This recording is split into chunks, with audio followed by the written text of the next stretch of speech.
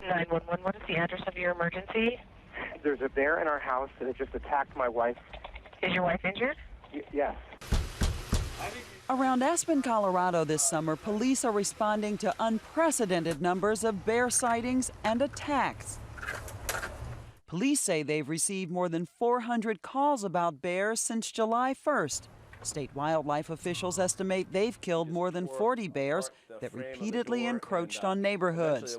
The bear at this house broke in through French doors. On a hiking trail in the Abercrombie Mountains of Washington State last week, it was a cougar that attacked 5-year-old Simon Impey. Simon stumbled, and when I looked over, the cat had Simon by the head. His mouth was on his head. I was shrieking like I've never shrieked before. Simon's mother fought the cougar off with the only weapon she had, a water bottle. It's all I had in my hand. I don't know. I just knew I had to do something, otherwise the cat was going to win.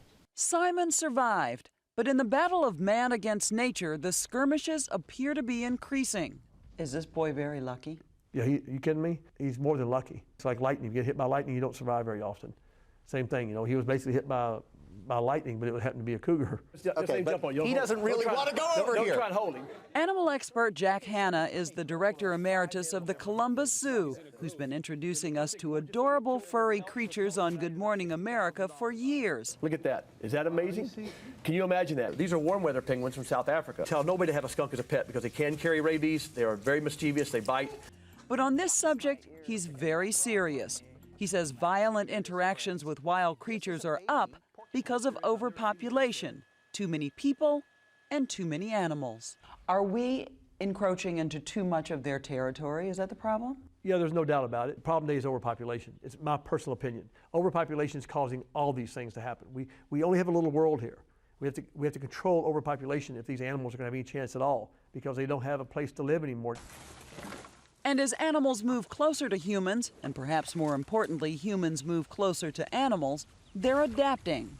And when they do that, they don't fear man. When they don't fear man, then that's where the problems start. Like, for example, you might have a bird feeder in your backyard in Montana. When the grizzly bears want to fatten up in the fall, they like bird feed. And they come down in the neighborhood and they see bird feed. Or they see the cat food outside for your cat. Or you don't pay attention to your garbage. They get used to eating that. Therefore, they become habituated, which is what you don't want if you want to keep these animals wild. And it's not just in the United States. In India, villagers watch helplessly as elephants, sometimes alone, sometimes in herds, rampage through their homes and fields. In another village, a pregnant tiger is stuck in a tree.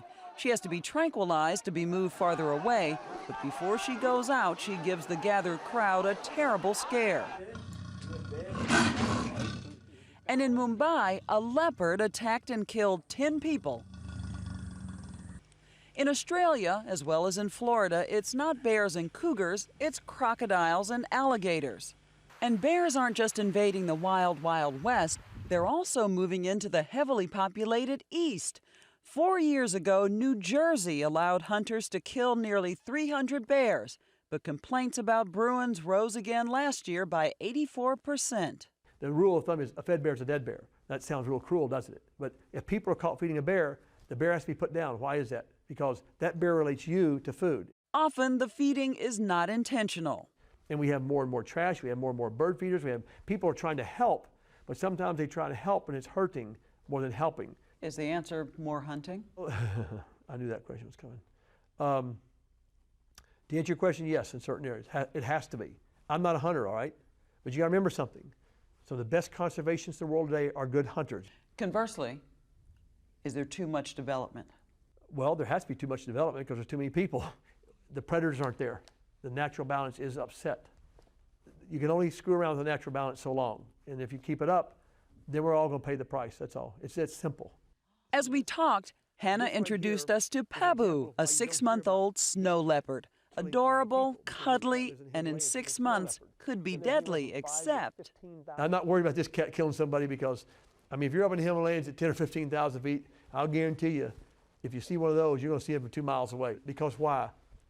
Nobody lives up there, right? But that's what it used to be like for other right. for other animals. That's what the world used to be like, but that world's not here anymore.